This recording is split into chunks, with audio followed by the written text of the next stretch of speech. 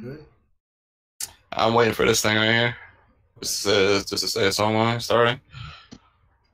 Mm-mm-mm.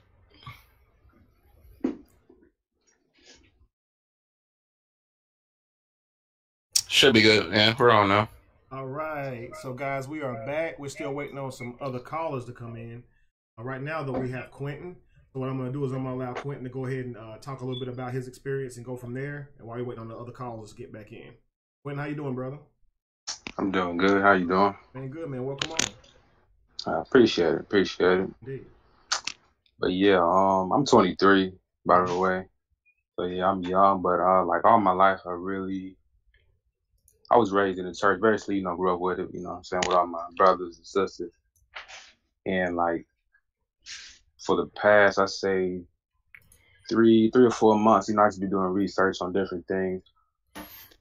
And like now, like knowing the truth and like knowing, more about it and learning about, our ancestors and what they practiced, and, what I'm saying, and what they did. And it's like a whole different, not a whole different world, but it's just different now.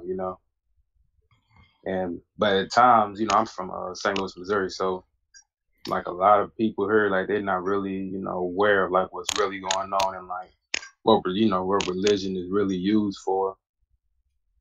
And like at times I just be feeling alone because like I just be explaining myself, like I just be telling people I just do simple research. It's about, what I'm saying, the history or, whatever religion they believe in. Just do simple history about it. Like, what I'm saying, just to try to awaken them. But people be looking at me crazy, they say this, and this, and they try to start quoting from, the Bible or whatever. But it's just crazy to me, how people, can just be misleaded and blind and don't even do simple research on what they even believe in, and half of them don't even practice it. Mm-hmm. So yeah, You're right. that's That's what pretty I was much saying. it. Half of them don't even practice it. And then the ones that saying it, Yeah, they don't want to wake up from it, right. So how long were you in religion before you wake up? I basically grew up in it, like even as a baby, like all my my parents, they were in the church, so Hold your thought for one all the second, Quentin. I want way. to make sure something's okay. Josh, I'm hearing that it's freezing.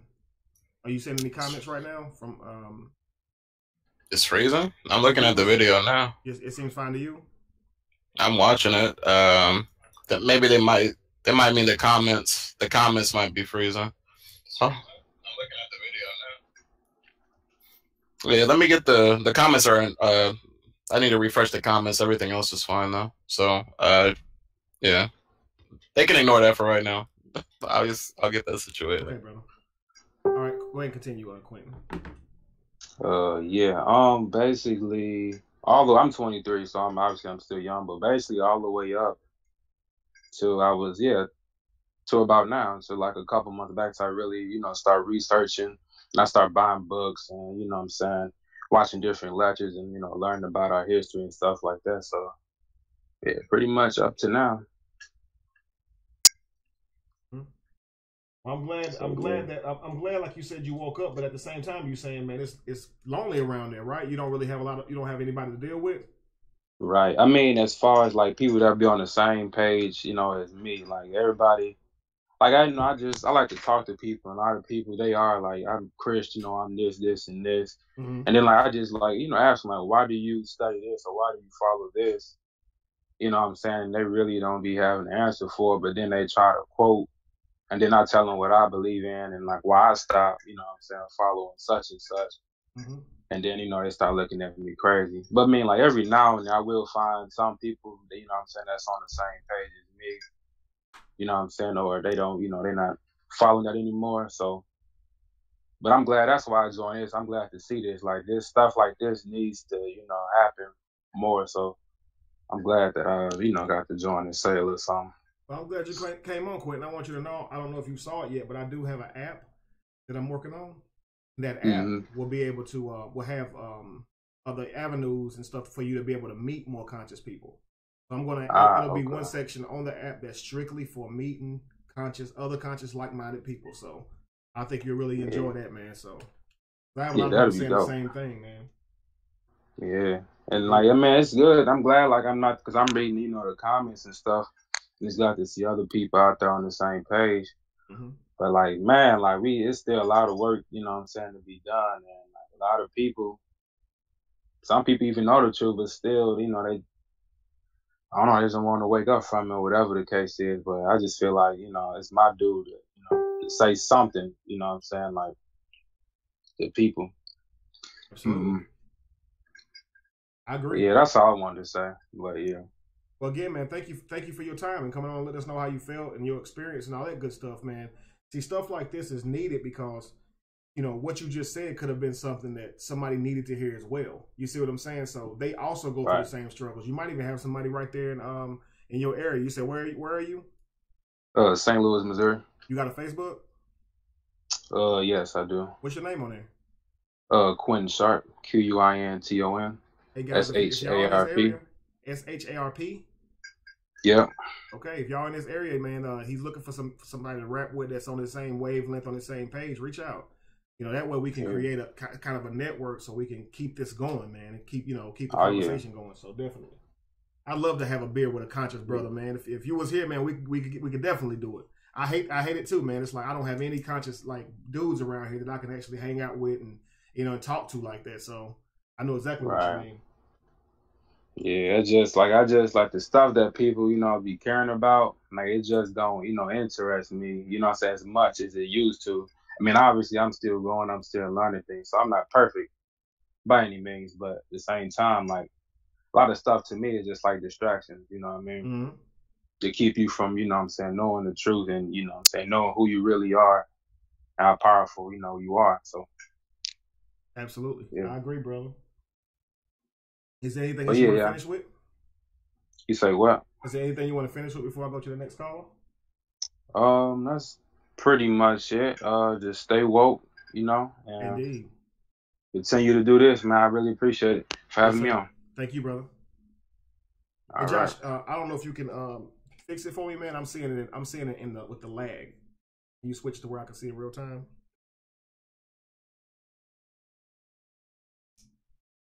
Yeah, hang on one second. So we're getting this ready so I can see it in real time. We're going to go to the next caller. It shouldn't be in lag in here. This is like, that's what yeah, this okay. is. So we're having okay, T Love. How you doing? Welcome on. So we'd like to hear your experience if you don't mind explaining it to us. Hey, can you hear me? Yes, we can. Oh, okay. Well, my experience comes from, I was a Jehovah's Witness. I was born and raised a Jehovah's Witness. And about 3 or 4 years ago, I came across some research that really caused me to examine the Bible a little more. And I remember when I asked my oldest sister, I asked her, you know, what if the Bible is not real? Like, what if it's made up?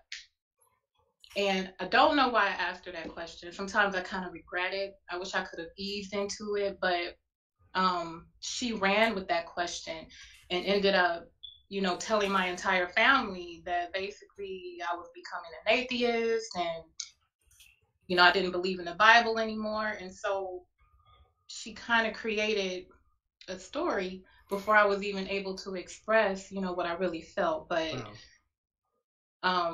it's been a lot of isolation. As a Jehovah's Witness, there's really no honorable way out of the religion.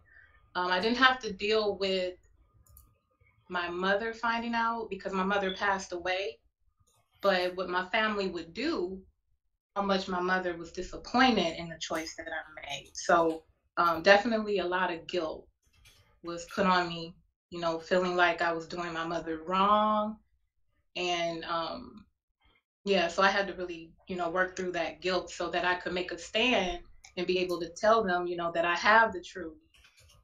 And if my mother was alive, you know, today, and I was able to explain to her, you know, maybe she would accept it and maybe she wouldn't. But I had to come to a realization that at some point in my mom's life, you know, she made the decision to become a Jehovah Witness. She made the decision to follow that religion. Eventually, you know, have my father become a Jehovah Witness and then the family. And that was her choice as a woman. And so that now I'm a woman and I have, you know, a daughter. I need to make my own decision and decide what I'm going to do. So that really helped me squash that guilt that I had to go through initially. I think it's amazing, like you said, they, you know, outside of you know, all the other threats that come along with trying to keep you in the religion, like you said, they even used the idea of your mother not being happy with you. You know, I can only imagine how that made you feel. You know, like my mother died when I was 3 years old, and I used to always hear from people who knew her that she was saved, that she got saved before she died, and it was comforting. You see what I'm saying? So I know exactly what you mean. Like when you spend your life, you know, believing that. I mean, my mother being in heaven was solidified by people telling me that she believed in Jesus before she died. You see what I'm saying? Or asked for forgiveness before she died. And so I can only imagine what you went through. You know, people telling you that, you know, she's tossing in her grave or turning in her grave or something, and you having to stand even against that. The idea of your mother not being pleased, and it's so crazy because you know it's irrelevant. You know, Hold up, Lorenzo. Your mother being pleased, you know, is irrelevant when it comes to the fact of is Jesus real or not? Is he a real or historical? Is it a real character or historical character?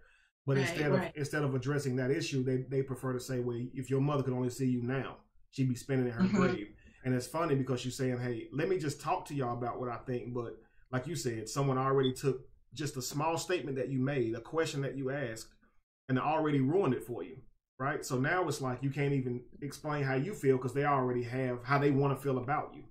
You know, so I know you felt like slighted, like I told you something in confidence and you wouldn't told everybody, you know? Right. How did it end up turning out for you? How did they respond? How do they respond to you now? If that's something you can talk about. Yeah, I mean, things I hope they will. I don't think they'll ever be the way they used to be, but my family still try to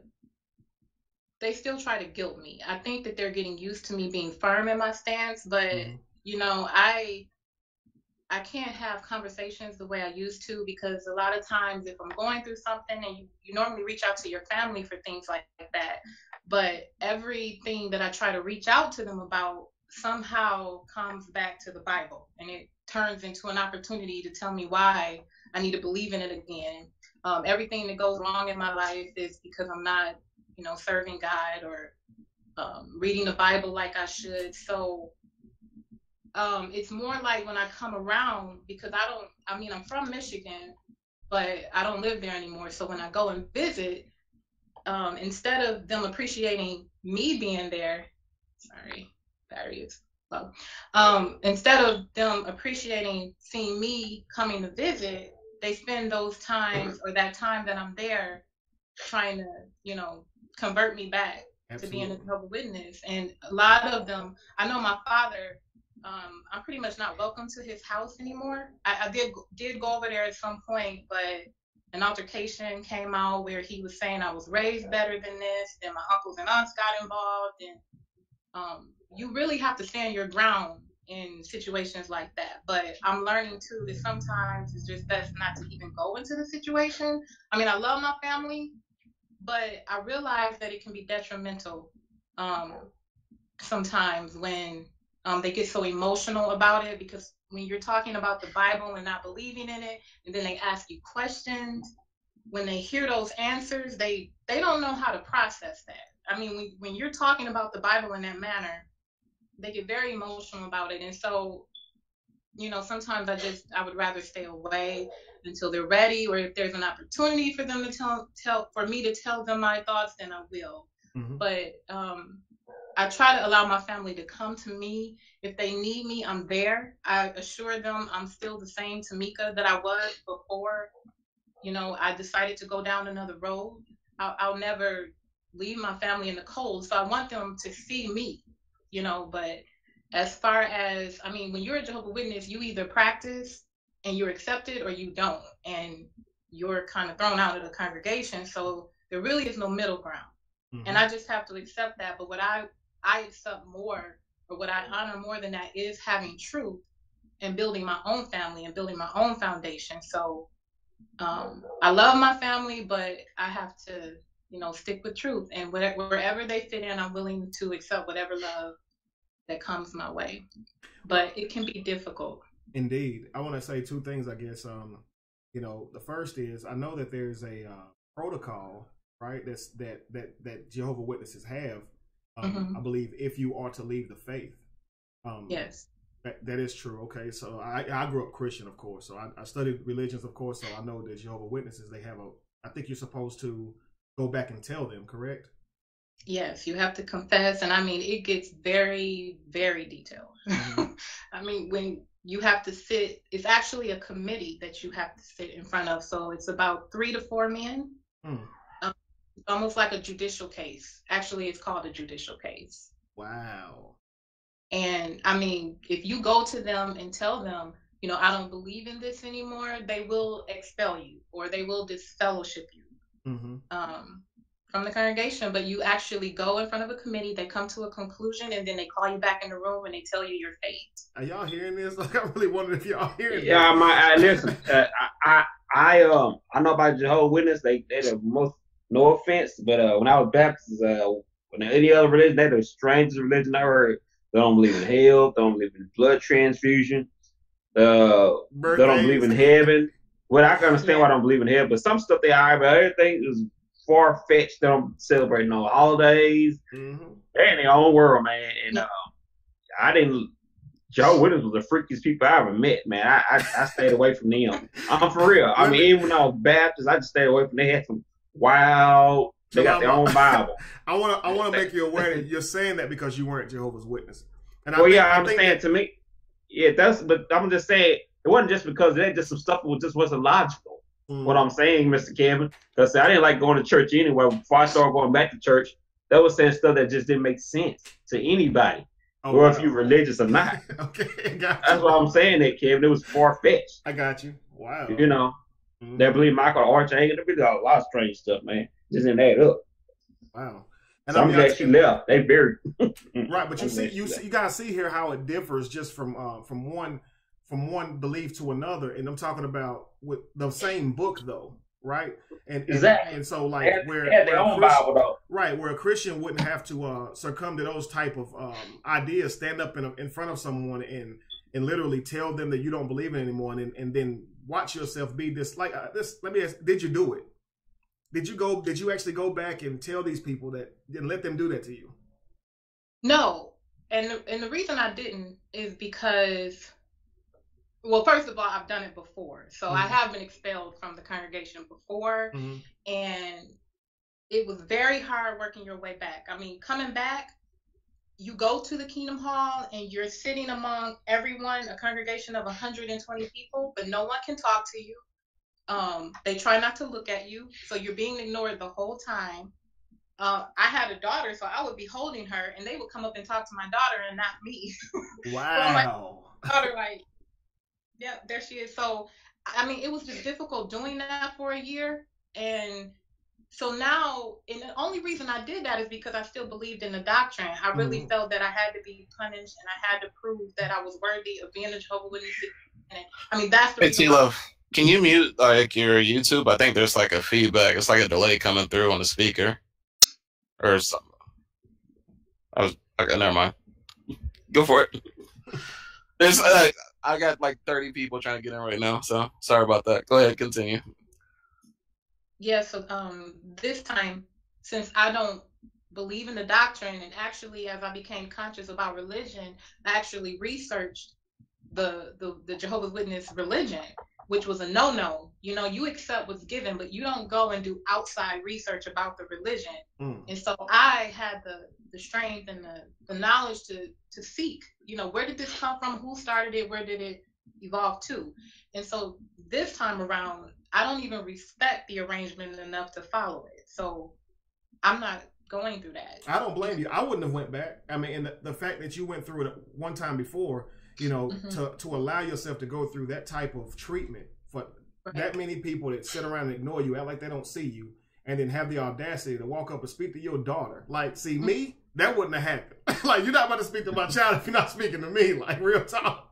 I would have went off. They would have kicked me out again. But again, like you said, hey, I still supported and believed in the book and the literature. So, hey, I allowed myself to go through this. And you said I felt like I deserved to have to earn my way back. And I'm telling you guys, like, this is something that's across the board that many religious people say. They feel like they have to earn a way. Like, if you remember, guys, for all who subscribed to religion before, you have these hot moments where you feel close to God, right?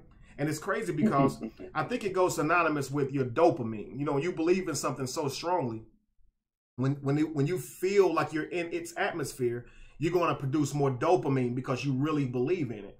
But what happens is, the more you start to learn information contrary, and you start to realize how validated that information is, you start losing belief. So you don't feel as close anymore. And no matter how hard you pray, you never feel that feeling of being loved and all this kind of stuff anymore, because that dopamine wears off, you see?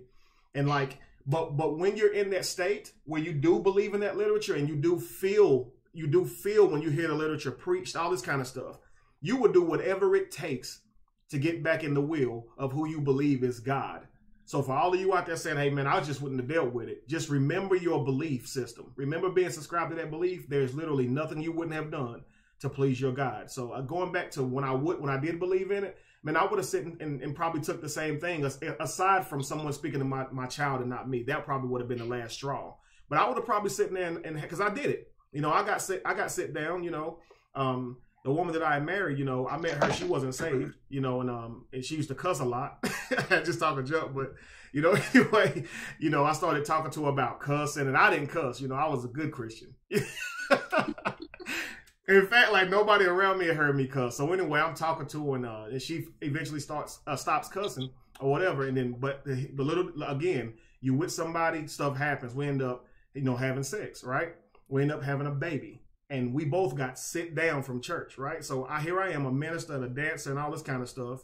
And I literally have to sit down. I believe the entire time she was pregnant, I couldn't minister or anything. And so you got to know how people look at you then. You know, you looked at like a demon. You really just, you messed up and had sex or whatever. But they look at you like you really bad for the whole 9 months. like they're not doing it either, you know. But going through that, man, that was hard because I really loved to help people and I really loved to minister. So it was like to not be able to use my talent to praise who I thought was God at that time.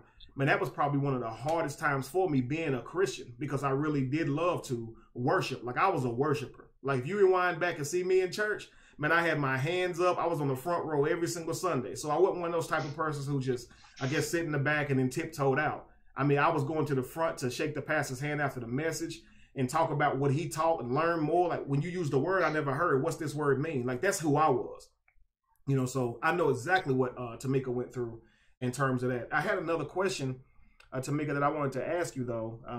I think it eluded me. I think I lost that question. But it was relative to definitely your family. I think it'll come to me if you don't mind hanging on for a minute. Or anything else you want to say though? I'm sorry. Well, I just think, because you mentioned how, you know, them speaking to my daughter and not me, that was very disrespectful. But I think the whole reason, looking back, why I even stuck with the faith, like being a Jehovah Witness, was because of my mom. I mean, she is your first God. She's the one that really taught me. She put all of this in me. You're right. And when I get contrary to what she taught me, I felt like I owed it to her. So I was doing that and going through all of that, not necessarily for God, but I really think it was to please her and my family and the people that weren't talking to me anymore. So I'm not even sure if I could have done that if it was solely to get back right with God. But I think being ostracized, I think that's the word, so much from everyone, then it was motivation to prove that I am a good Christian and I will come back. And, you know, I don't care that anyone is, you know, no one's talking to me. I'm strong. So the whole thing was proving I'm strong and I'm going to do my family right. And, you know, I'm not a bad person. So it was more emotional than I believe spiritual. And of course, not logical, but I managed to get through it that time. So yeah, I got you. Well, I want to say, got somebody calling you, Josh? They might. So I wanted to ask you, you know, how you said somebody calling me. I hear something. My bad. I think it's Lorenzo trying to get in. I don't know what Lorenzo did. Oh, okay. I think he is trying to get in. He was trying to get in last time. He was trying to click on the link to get in, like I did. So I sent him an invite and everything. I don't know. I don't know what's going on there. I did everything. I don't know. I'm about to leave him behind. My brain is fried from helping people. We won't be on much longer anyway. I was trying to keep it within the hour. So I wanted to ask though, Tamika, how is it for you now, being free from religion? Oh my goodness. Just for Christians or Jehovah's Witnesses who's saying, stepping away from religion after you got ostracized, how do you feel now? I feel free. I understand what freedom is because freedom from religion allows your brain to breathe. Like you can now look at everything. It's like the world becomes greener and bigger, and there's so much to learn now. You're not afraid. Like when you have the concept of an angry father or an angry dysfunctional father in the sky that's really watching you and managing you and ready to kill you and burn you, when all those ideas get out of your head, now the brain naturally wants to replace it with something. So now it's like this quest to just find out as much as you can about life, and there's no limitations anymore. And so I feel that just since I've let go of it, I've exponentially grown as a woman, because now there's nothing I'm afraid to research. It's almost like, my brain just wants more. So I'm always constantly feeding, and it's not the same thing over and over again. When I go to my family, they quote scriptures that I've known since I was 2. Nothing is new going to a congregation over and over and over again. I mean, the Bible is the Bible. You know the scriptures, you learn the doctrine. It is what it is. But now I'm learning new things, finally. My Sundays aren't spent learning or just recycling the same information in a new way anymore, but I'm actually growing as a person. So I would never go back. I wouldn't trade it for anything. I'm free to control my life. I can tap into the God that's within and manifest my own reality. And that control is truly freedom to me. Freedom is beautiful. When you were saying that about how free, how much greener the world seemed just by being able to look at other things without feeling the condemnation, Kelsey's head was just shaking. Yeah, I totally agree. I'm telling you, you're right. When you can finally pull away from religion and study with an open mind without being ridiculed, it is an amazing feeling. And the things that you find out will blow your mind. You have to consider that the typical Christian or religious person, they can't go back to before their literature. So if Adam would be less than 7,000 years old today, they can't go back 7,000 years. Like, just imagine living your life now as a free mind and having to go back to not learning about anything that predates 7,000 years. So now all these people that they found that was million years old, you never heard about them, right? You never heard about the Sphinx, the pyramid. You can't even look at this kind of stuff. And that's why I love the fact that, when you leave religion, you are free to think. I wanted to ask you one last question, because we mentioned this earlier and I was getting females' input.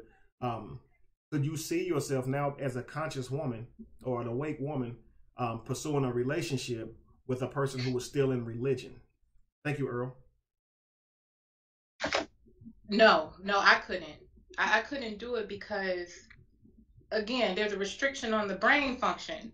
Right. So when you're talking about just everyday conversation and goal setting, and I mean, when you're in religion, your world is so small. Your goals are so small, and you're reading the Bible every day and praying every day, and it's just very basic things that you're doing on a daily basis. So I can't see myself with a man that's just living in that universe. I need someone that's going to expand, the conscious journey that I'm on. So absolutely. I really think at some point, even if I love you, there's just limitations to where we can go as a team, as a partnership. I mean, once you become conscious, then you have a responsibility, in many facets. It could be your people, and just making, preaching, I guess you can't say that, but teaching. You need to teach people what truth is. You can't help. Once you learn the truth, you have to put it out there. You can't shut up about it. So to be with someone that can't even appreciate that truth, someone that can't even meet you on that level, as the Bible put it, you're not evenly yoked. So it's no point in that. I mean, I don't think that you would be as powerful as a couple, which is the whole point. Because when you're with someone, you're making a choice to be with them. You don't need anyone to live your life. You're making a choice to have them part of your life so that they can, add to it. So Sierra said, "Ashe" to what you just said. What you're saying really right now is powerful, and it's informative because it's one of those things where a lot of people might ask the question, you know, why is it that a woman? I mean, I would really want to know. Like, I'd like to ask 100 men and 100 women because I hear men say that they can do it, you know, and I think because a man feels that he won't be shut down as much. And a woman knows that a man will try to force that on her because because you know when you're in religion, you feel like you're the head. You see what I'm saying? You feel like you're an authority to her because that's what your literature teaches you. The Bible itself says that I made Adam from dust and I pulled you from his rib, so you less than man. Like, that's what the literature says, that you have to follow him and or let him lead you. And you know, you take that, they'll take that right into the religion because that's the literature that they read.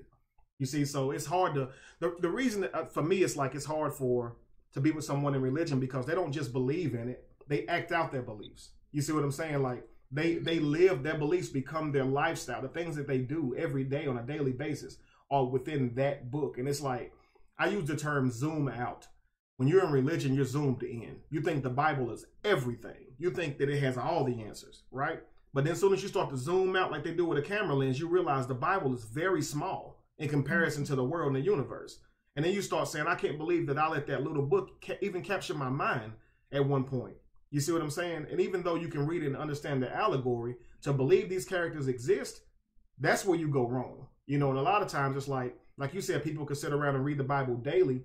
You know, you can read the Bible daily because there are some things that you may read and understand later when you couldn't understand them or grasp them in the beginning. But understand this, because a lot of people who don't subscribe to religion still read the Bible for the simple fact of allegory.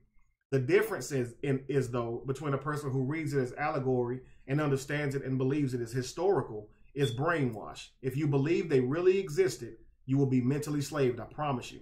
If you understand that they are an allegory, you can see how the literature can lead you to enlightenment as it was stolen and plagiarized from other sources that were leading you to enlightenment. So, with that being said, I wanted to ask you, Tamika, is there anything else you want to say before we move on to the next caller? Nope.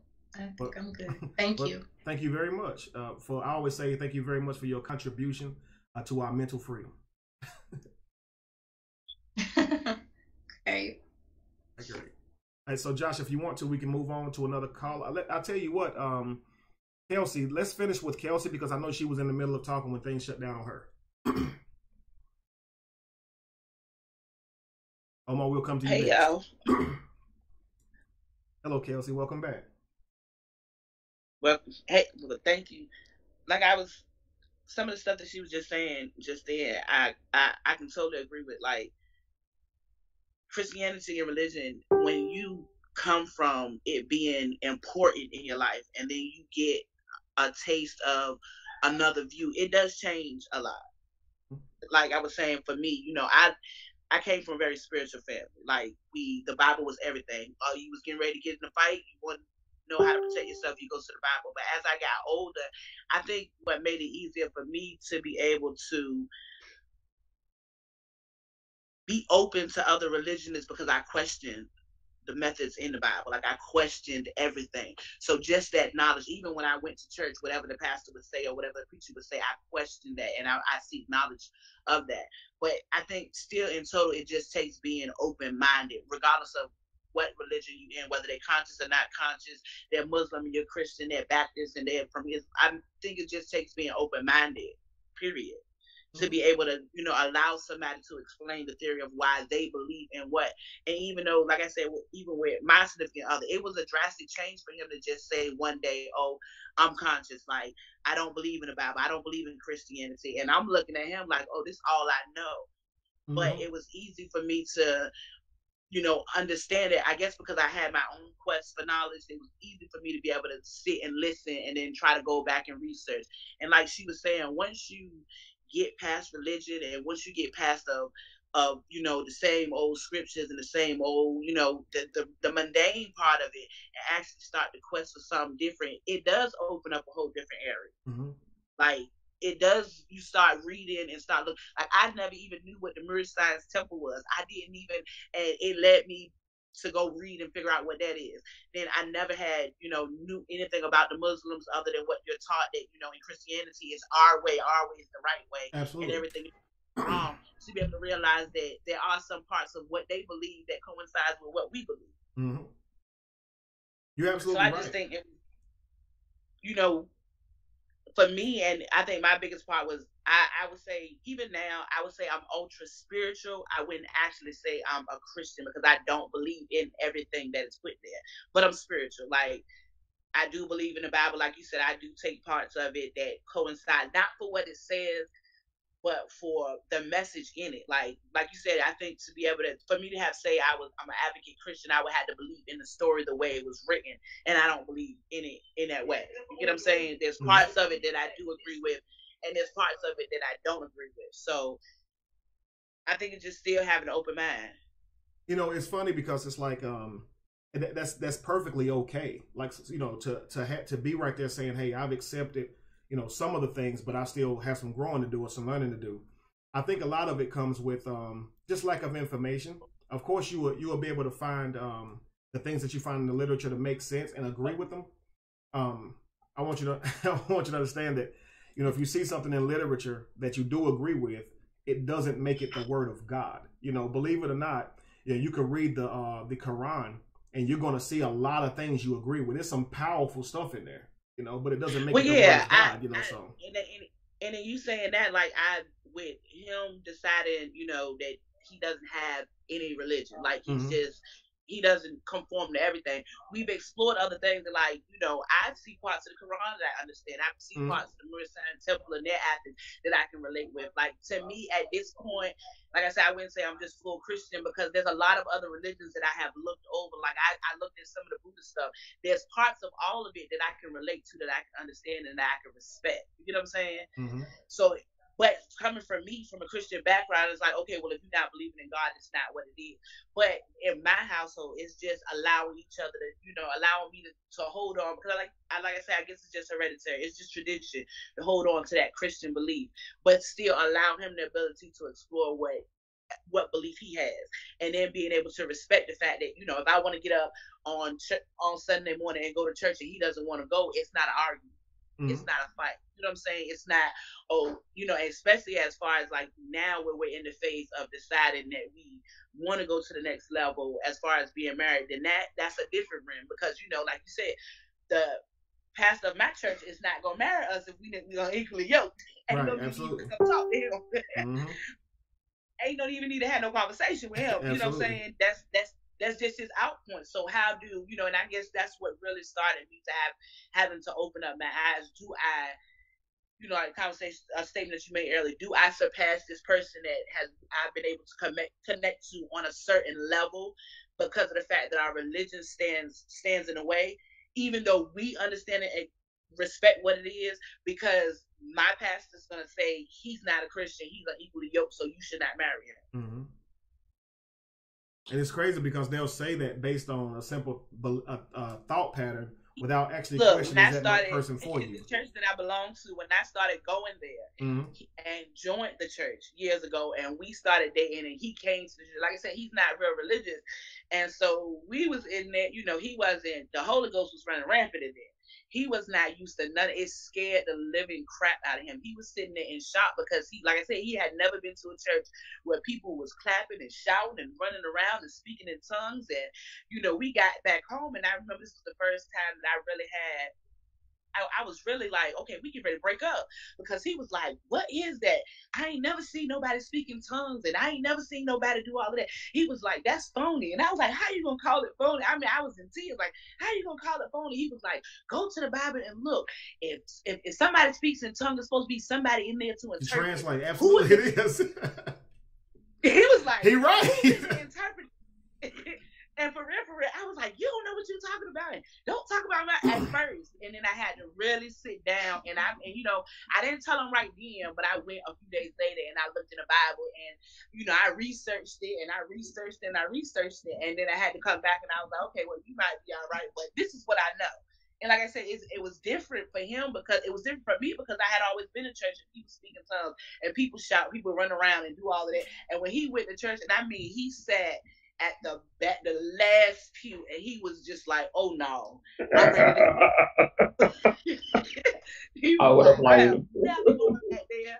You don't have to worry about it. And we had got home and got in a big debate, and he was just pulling stuff apart. So I went back, and like I said, just the knowledge to understand. I went back and I started to research some of the things that he was saying, and he was like, I don't understand that. If the Bible says it's supposed to be this, why is that happening? And that's not right. And people just, and to him, church is just a show. Right. He doesn't believe it to be what it's supposed to be, because he's like, it was on there. I forget this line he always uses. He was like, all these other people coming up, it's supposed to be all these, the only people that's supposed, I forgot how it goes, so I don't want to say it wrong. But he was like, all these people, they just fake, because the only people who can appoint somebody is God, and he gone. So how does all these people got these positions that they appointed by God? When did he do it? But he be joking about certain stuff. And I just be like, okay, whatever. And then sometimes I go back and research it. But I think, like, to get back to your topic, I think it just, you have to be open. You have to be open in either way to understand and accept somebody else's train of thought. And just if you receive it and you take time to explore it, or you take time to research it, and it still doesn't question you, then you solidify yourself in whatever faith it is. But at any time that you research something and you question it, and you go back and you research, and something clicks in saying, well, maybe, then you owe it to yourself to do more research, whether it leads you away or to your faith. I think you owe it to yourself. Now, if somebody tells you something about your religion that you research for yourself, and it still doesn't waver how you feel, then good. You where you supposed to be, in my opinion. Mm-hmm. I mean, and I hear you loud and clear, and I would say that I think that for a lot of people, when it comes to waking up, it's really almost just their time. And I think for you, with the way you accepted that, it was like, it's really just your time. Like, you have already set with the questioning that you were already doing. Like you said, I was actively asking these questions as well. And now I have somebody else asking these questions. It's like right on time. And you were able to accept his difference of belief because, hey, you were asking questions too. Like, and that's what it was for me, Kelsey. Like, the moment I realized that I don't know for sure that this stuff is true, that I was really just taught this, and everybody was taught something, I stopped judging because I didn't know no more. Like, before I started learning about other religions, I thought I was 100% right, and I looked at everybody else thinking that they wrong. And as soon as I found out and started questioning the actual Bible, reading it myself, like you said you were doing, you start really thinking about, do I even have a right to be telling these people they wrong? I mean, they were raised to believe in it just like me. You see what I'm saying? Yeah. So like you said, for your for your significant other to say, hey, if he sees you going off to church, he don't even trip. That, to me, that's like an attribute of a person who's open-minded, to not try to force somebody to do anything that you want them to do. So that's the thing. It's not just about religion. If you're with somebody and they have an open mind, they shouldn't be forcing you or trying to force you or make you feel bad for not doing anything that you don't want to do. When you're with somebody, you're supposed to love them for who they are, not try to change them. Right? And if you realize you cannot accept them for who they are, leave them alone and quit wasting their time. You're not wrong for it. Don't let anybody make you feel like you're wrong.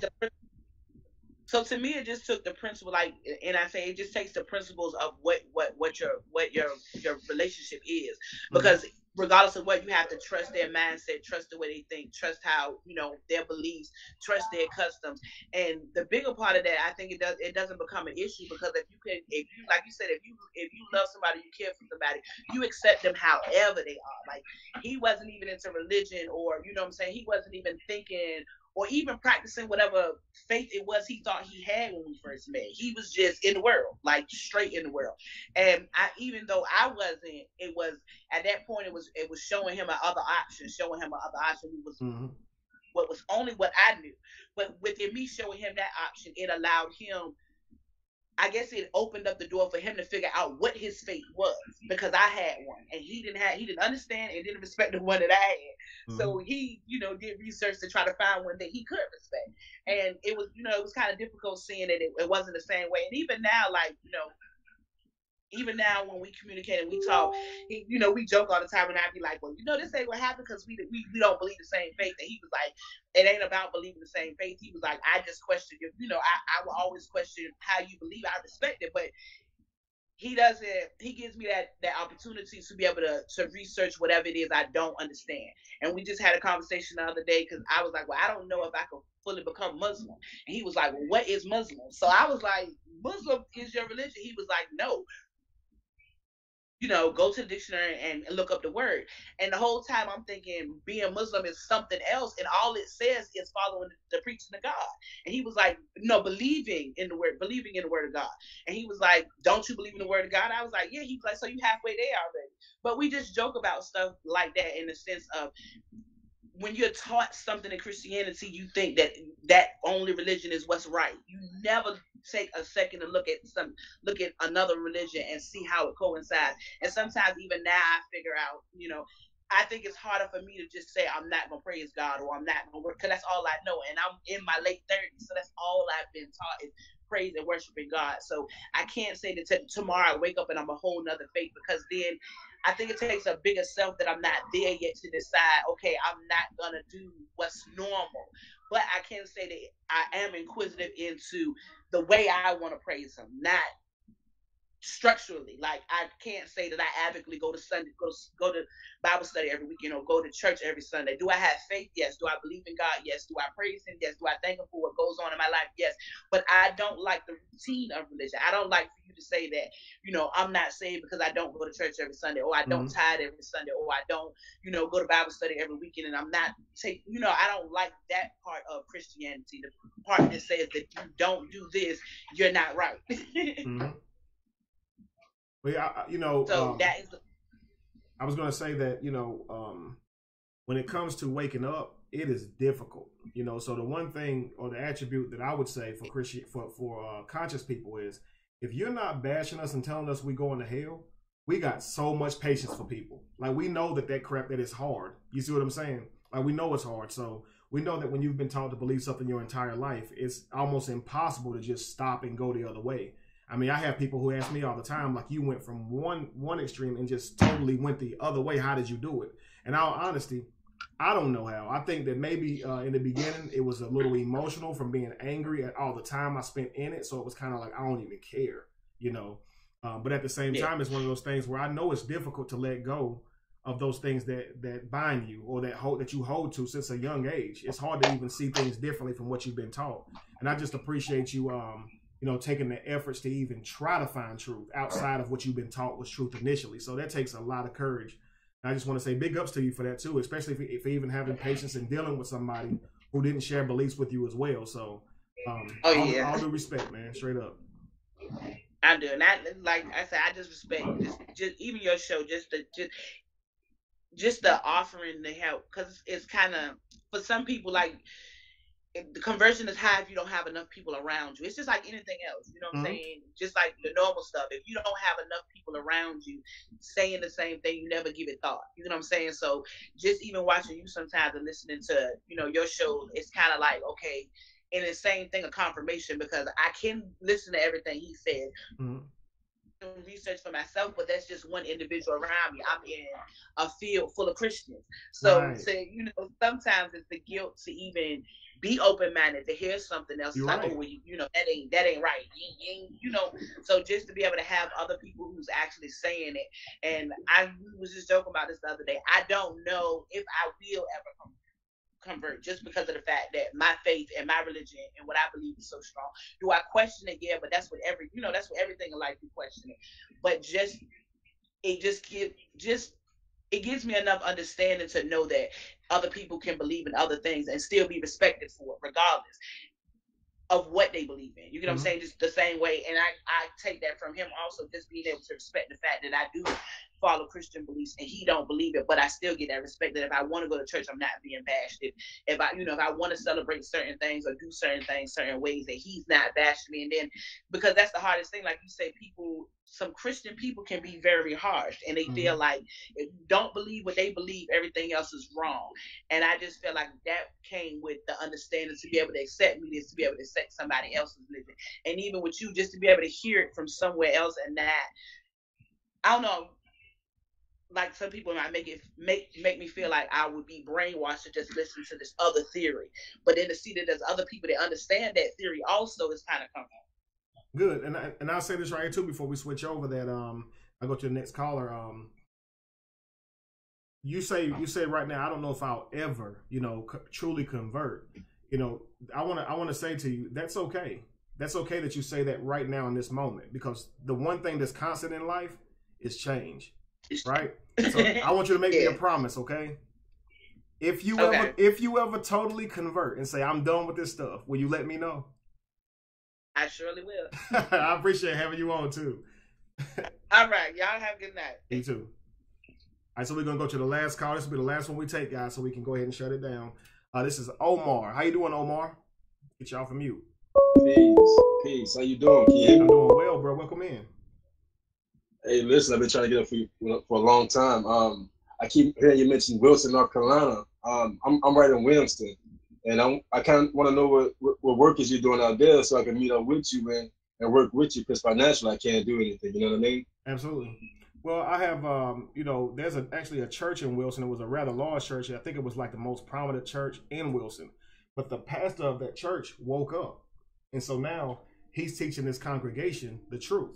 And so what I do is I go to that church. Well, it's not a church anymore. Of course, they changed the name of it. But I go to that building and I teach a building full of old church members consciousness, man. It's a beautiful thing to see them, go through the process of letting go the old and walking into the new. So this church, man, it has a garden now. I mean, I'm talking about they planting food, growing food. They really doing big things, man. It's in Wilson. You said you tried to reach out to me before? Yeah, on Facebook. I've been trying to get it to you, but I constantly stay banned because I'm very outspoken against religion. I got you. And yeah, and I kind of need help watching my tongue and what I say, because I'm quick to say like fuck Jesus and absolutely. You know what I mean? And absolutely. I stay banned 30 days, so I want to know what I can do as far as being able to help. I have a garden out here about 8 acres, and I kind of grow my own food and anything like that. I want to know, bring that to the table. You know what I mean? Absolutely. I tell you what, man. If you don't mind, Josh, type his information in. What's your name on Facebook, or what's your name?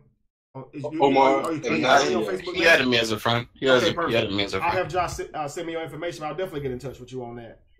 Yeah, absolutely. I'm in Wilmington, so I'm not too far from you. Okay. I've been here a year and a half, so I don't know where is it at, but I know it's not that far because a lot of people say Wilson, North Carolina, around here. Absolutely. But yeah, it'll be a pleasure, man. It'll be a pleasure. Awesome. Another thing I want to know: have you ever taken it further than Christianity, as far as like I think outside the box? Like, okay, if Christianity is only 2,000 years old, you ever thought that that's where time started? Well, so time now is. Go ahead. I'm sorry. Go ahead. No. I didn't. I want you to finish your thought. I think I was getting ahead too quickly. Well, I was thinking that time is incorrect. If Christianity only started 2,000 years ago, then time started when Christianity started. You know what I mean? Mm-hmm. Incorrect as far as the year 2017. Absolutely, that's very incorrect. 2017 is BC, and then you have Anno Domini before that. Okay, which is not after death or whatever. It means the year of our Lord. So that's what we're in now. I'm sorry. So right now we're in AD, which means Anno Domini, which means the year of our Lord, which really stood for them creating and putting Jesus into history, right? So before that you have, of course, BC, and then you have BCE, which is before Common Era. So you talk about time, when time started being kept by men, period. And I think that was like we would probably be in like the year, I think, around 30,000 right now, if we talked about the first time people actually started documenting time and recording time that we know of. Because time has been changed a couple of times from BCE to BC to now to AD. I was talking to a guy, and he was actually sending me some information, because you can't Google it, but there are actually countries who are not in year 2017. They don't tell their people that they are in year 2017. So I'm actually still trying to get that information, because when I get it, I'm gonna share it everywhere. Because I just think that that a lot of people, once they see that the whole planet is not in year 2017, they're gonna do a lot of thinking. They're gonna say, wait a second, why is everybody not in the same year? That's crazy. You see what I'm saying? And I think a lot of stuff like that, to show people that they've been taught something that's incorrect, helps them to wake up, because they realize that who they trusted can lie. You see what I'm saying? And that they do lie. So for a lot of people, man, they really do think that the planet is, 2017 years old. I mean, people say happy birthday to the earth every year and literally think the earth is 2018 years old. But you can simply just ask Siri if you have an iPhone, or go to Google and say, how old is the earth? And they both will say 4.5 billion years old. And, you know, while people may argue with that, the fact that they have dinosaur bones and all these things that predate even the belief or whatever, because you got to think, the earth wouldn't be 2,000 years old anyway, because according to the Bible, right, Adam lived 6,000 years ago. So Jesus actually came into the picture 4,000 years after Adam would have been dead anyway. So we really should be in 6,000, 6,000 or something. You see what I'm saying? Not 2,000 or something. So the fact that they even changed time should let you know it's a problem. The Bible tells you it started 7,000 years ago. Why are we not in the year 7,000? So we should automatically be asking our government, why don't you keep God's time right? But we don't. I think subconsciously we know it's not true, but I think we're afraid to really look at it, man, to really say, hey, this stuff is all wrong. Not just saying, understanding just a little bit of it is wrong. And one day you're going to realize when it comes to being an inerrant word of God, it's all off. None of it should be taken and held as truth in terms of it being the words of God. You see what I'm saying? Absolutely. Right. I got one more question. It's not nothing serious. And I listened to you talking. You say you know, you was, you know, heavily into the church, and a lot of people don't know, but the Bible teaches and talk to you about, you know, being vegan and not eating the meat, and you know what I mean. Mm-hmm. I don't know if you've seen that. I can't remember exactly what scripture. I have it in my notes in my phone. But a lot of people who consider themselves,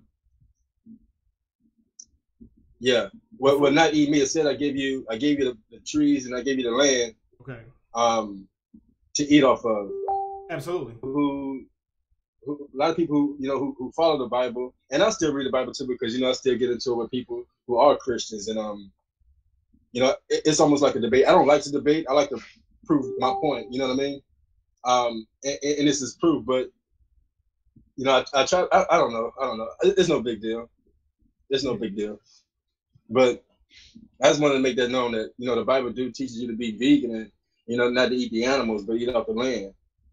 Well, you know, I'm wondering when the Christians, when the light bulb will click, that Deuteronomy 14, I think it's 1-8, where it talks about the things that you can eat, and then it talks about the things that you can't eat.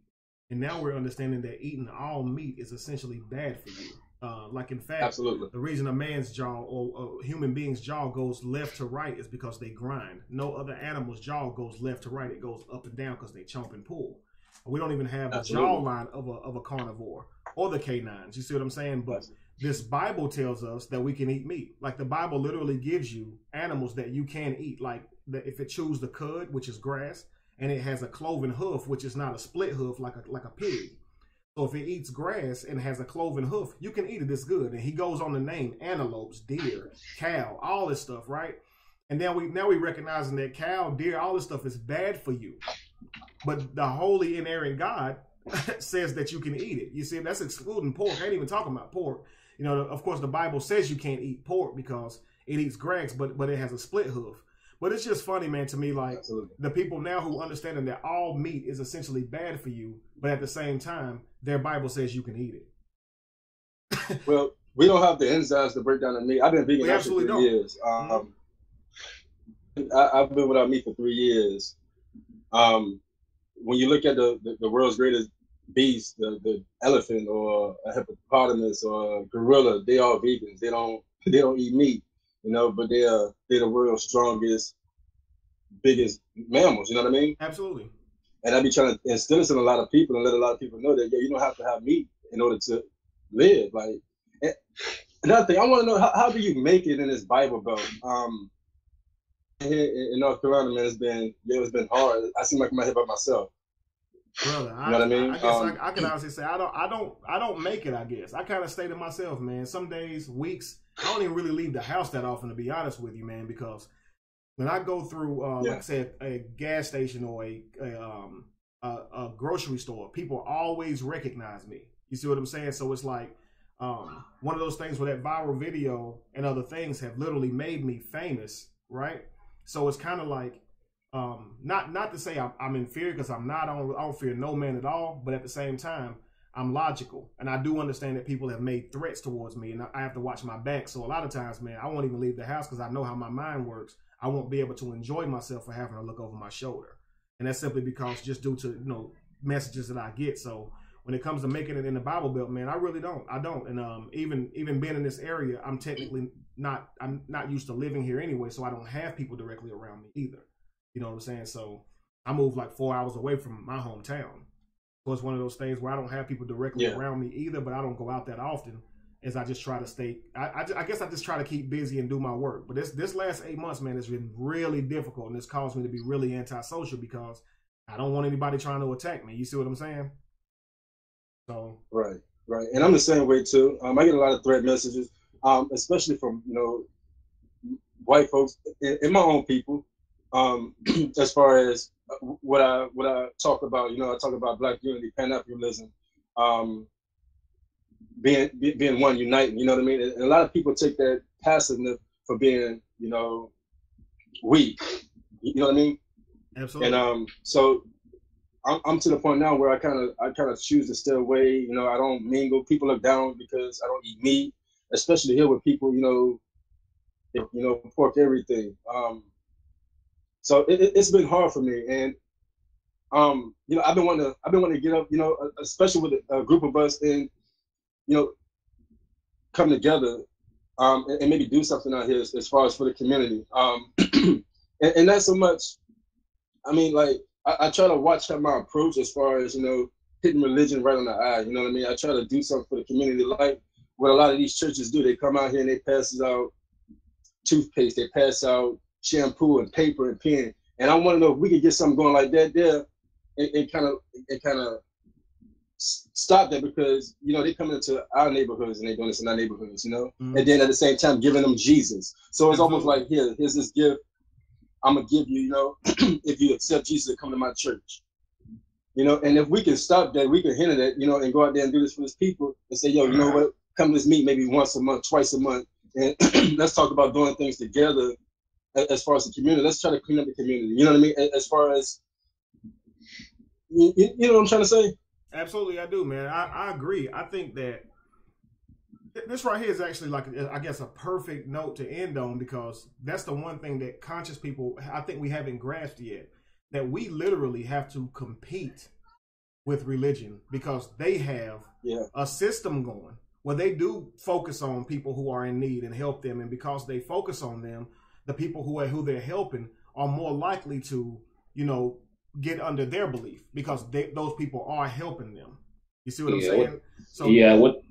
I'm sorry. What they're doing is, because I know the little game. What they're doing is pretty much bribing and tricking people. What they're doing, it's kind of like tricking a kid with candy. And grown people fall for stuff like that too in religion. And it's an old technique. What they will give them is something temporarily, but in the long term it ain't gonna hold up, because when you get into religion, you actually feel more condemned than you do freedom. And I know it's one thing when you join that organization or way of belief, it's like all hell break loose. For some strange reason, everybody experienced that, and it's like when you get away from that nonsense, your life a little bit better. I mean, and then that mainly I think because of psychological torment of a religion portrays. But yeah, what they do is, I used to be a church organization when I was a kid. They used to have a church that was called LBT. That still exists, and they used to bribe. The funny thing about it, they would talk to the kids before they talk to the parents. They'll bribe the kids. Somebody would give them cookies and milk. They always bribe them with food. People. Most times people will come to your organization if you got food anyway. People just come for the food. Some people come to funerals for food. So what they doing, or they bribing people, and people are kind of like animals. They eat, and they don't think rationally. Most people are easy to deceive because they don't think for themselves. True. And so what we got, conscious people, the best food they can feed them is the food of knowledge. Because it took me a while to see past the food and the music. The second thing, the strongest thing is in the religion hold you down is music. Music is energy and vibration. When they want you to give a certain amount of offer, they play a certain song to make you feel sympathy. It's kind of like watching a sad song, a sad movie. There's the music that pulls you in. Most churches have no real power. What they do is they have a good choir because the music pull you in. All you going to is a good. Try having church service without your choir. Try taking time without playing that tithe. I guarantee you they will move. Listen, but I'm saying, and to back you up, man, music is vibration. It stimulates, it coaxes, it helps you to move into whatever it is you're about to do. When you're about to have sex, you put on music, right? It helps you get in the mood. When you mad ready to fight, I remember being a child going to fight, and we put on crunk music because it gets you in that mood. We know music is powerful. You see what I'm saying? And even religious people know it's powerful because they give Satan credit for it. They tell you Satan created music, so you better stay away from it. But you know the funny thing about it, the funny thing about it is how hypocrite that did say Satan is the god of music. But churches play hard on music. Exactly. And because they know music is a hypnotic, it gets you in a hypnotic state and motivates you to do things. Most people will not go to church for music. Most people don't remember nothing but the choir. I guarantee you. With the priest, it was good. What he say? They couldn't tell you. They do remember there was some good music going on. But in most churches, seduce people with music. So when it's like listen to a rap song.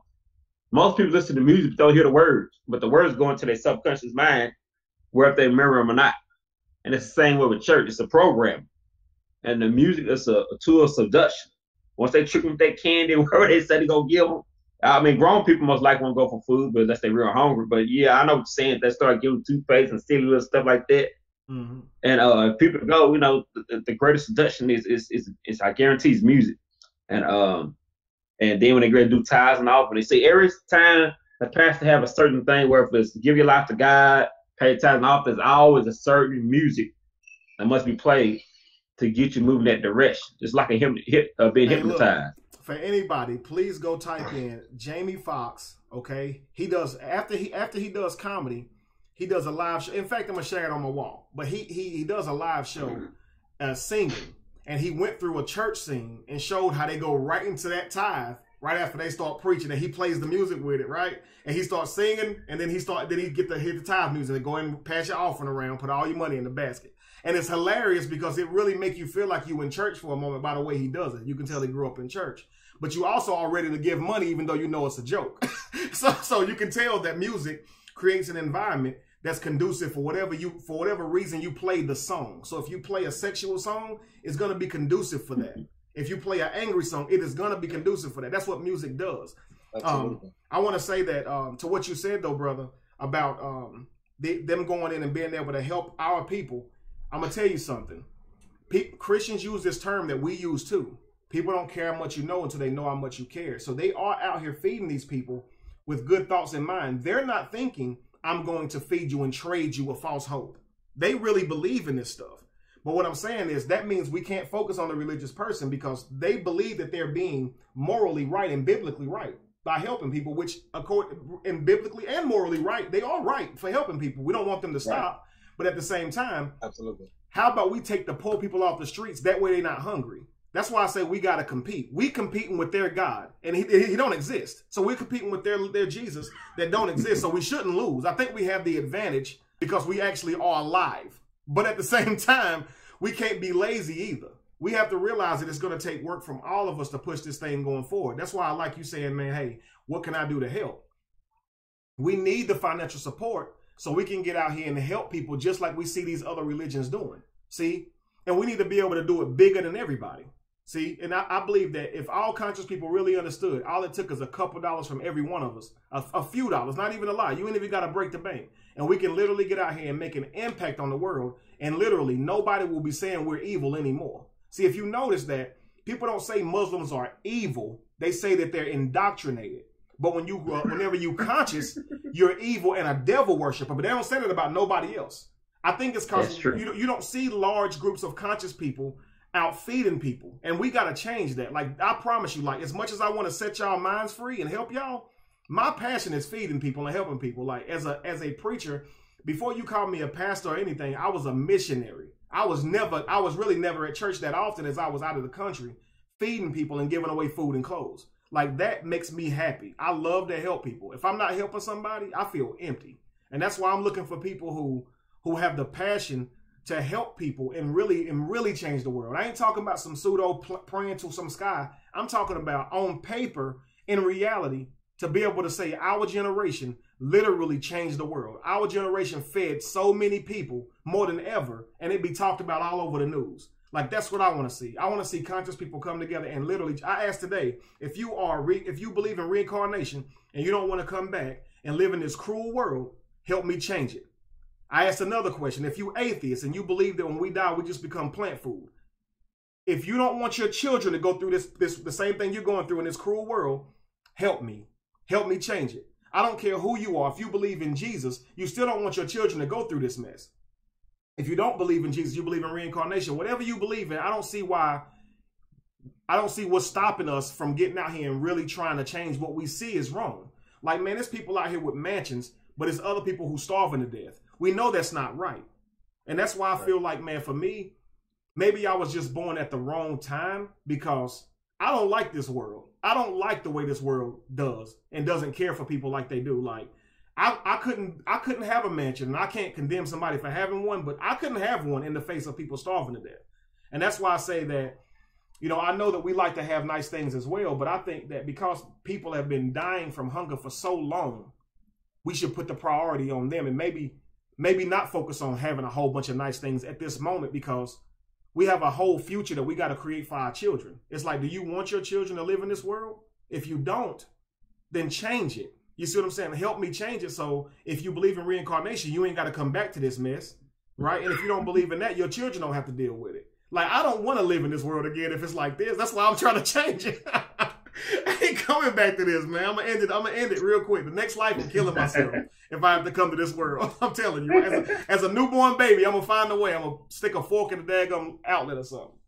You gonna go to another world with it? I would be wrong. As soon as I learn how to pick something, I'm gonna choke on my bottle on purpose. I promise you. I don't want to live in this world like it is, man. I want to see change. You know what, Kim? That's good. That's a good point you point out there. People don't believe that there's more than one dimension. They don't believe this. I know I do. Mm-hmm. There's more than one dimension, and there's a place. Some people be here more than one time, and they don't, and they know it. And they don't focus on. Some people, you might have been. I hate to say, we all energy. We could have been a rich person, a poor person, a white person, a black person, or maybe a male or female. The spirit has no gender, or energy has no gender, and we just don't remember. Or you probably be vague. But yeah, there's another world.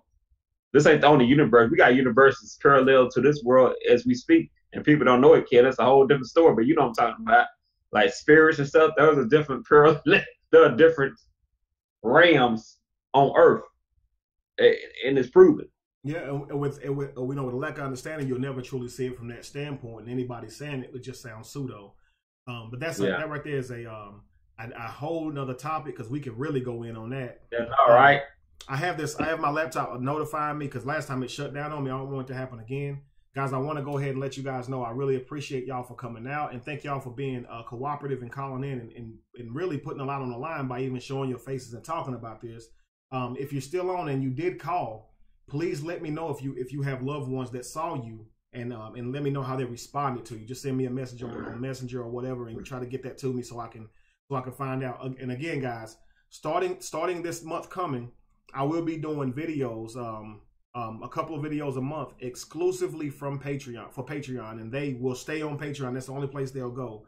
The reason I want to do this, guys, is because the people on Facebook, they follow and they share, and they don't do anything to contribute unless they decide to. But when you talk about Patreon, the Patreon subscribers, they actually literally pay to follow me. They actually committed to paying a certain amount per month, or committed to contributing a certain amount per month to be able to support my mission. So for the people who are doing that, and believe me, it's not even a lot. Some of them are just committing $2. What's $2, right?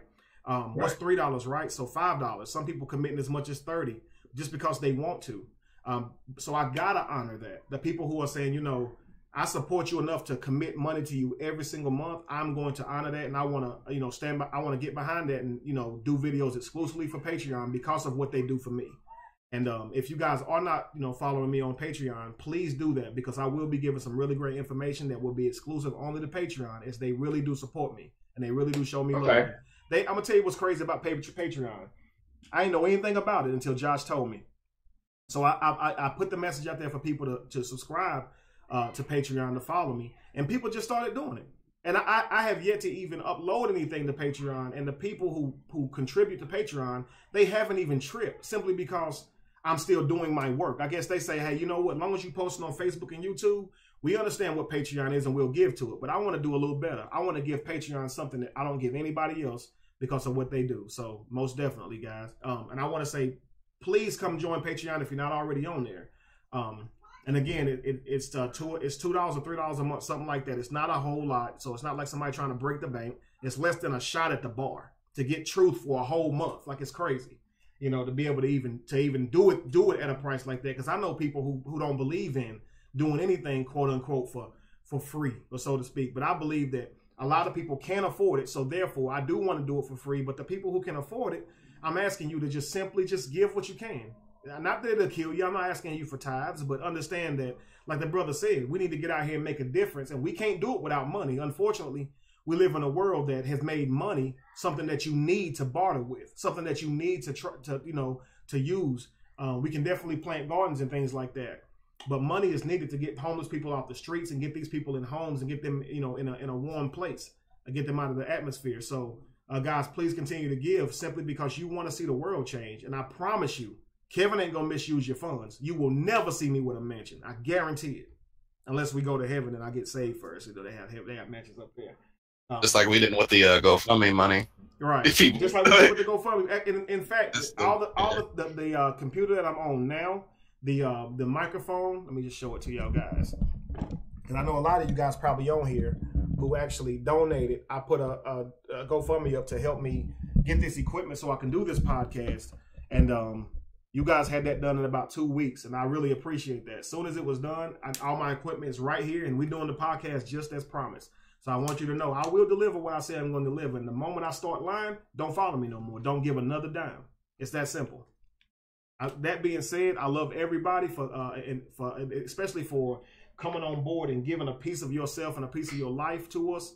I appreciate that. And again, let me know if you get any response back on that, because we're going to talk about that too. And thank you for all who came and listened. And please come in next week. We're going to have another great conversation. And we're going to figure out how to destroy this religion and free our people. All right? Ashe. All right, Ken. This Friday, I'm gonna join your Patreon because it's only like $2, $3 a month, which is real inexpensive. Mm-hmm. Thank you so much, Shalama, for that too. Yeah, I will. Just trust me, I won't forget. I'll let you know when I do it. All right, brother, no doubt. Y'all hear that? Shalama getting on. Y'all got to get on. Yeah, I'm gonna do it this Friday because I don't mind, man. You know, you gonna spend $2, $3 on candy and soda per day, a week, basically every other day anyway. How much more will you get for truth, right? We had a Christian donate $20. Like, wow. Yeah, you know that's powerful. I mean, he left it with his praying for me too. So I mean, the thing about it, like, I appreciate his effort, dude. I know I believe he's being sincere, so I definitely appreciate. Oh, he was very respectful. That's why I didn't kick him or anything. He was really chill. That I want him to know, I want even him to know I will use it the right way. So absolutely. But that being said, guys, I'm gonna end it. I don't want this thing to close out on y'all again, because I definitely ain't gonna come on just for 5 minutes and say bye. I know y'all not gonna come for 5 minutes to listen to me say bye. So that I'm not about to do everything. See, there you go. All right, so I love, and I ain't gonna be mad at him because I'm he a free mind, and I ain't gonna try to bind him up. Anyway, absolutely. I'll holler at y'all. Thank y'all for coming by, and then next week we're gonna do it again. Love y'all. Peace. All right, bye. Peace.